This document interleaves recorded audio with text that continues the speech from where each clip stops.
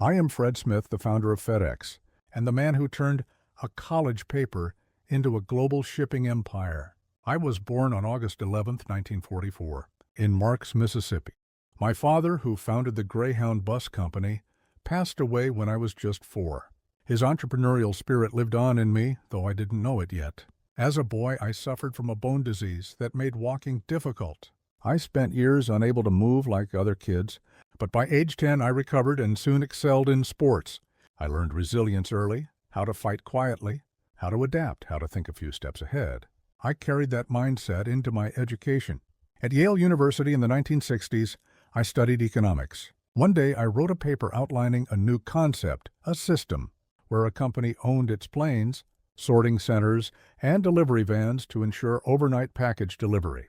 The professor wasn't impressed. I got a C. But I wasn't writing for a grade. I was writing the blueprint for my life. After Yale, I joined the Marine Corps and served in Vietnam, flying more than 200 combat missions. It wasn't just courage I gained. It was precision, leadership, and the ability to perform under pressure. Traits I would need to build what came next.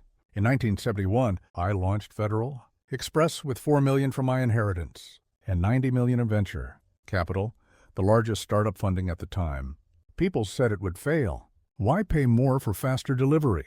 On our first night of operations in 1973, we delivered just 186 packages.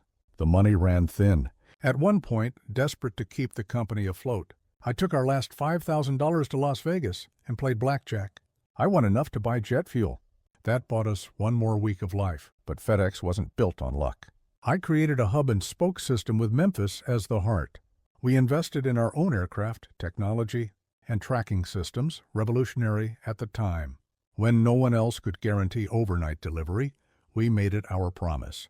By the 1980s, FedEx was profitable. In the 1990s, it became a global necessity. Our package tracking technology changed how businesses operated.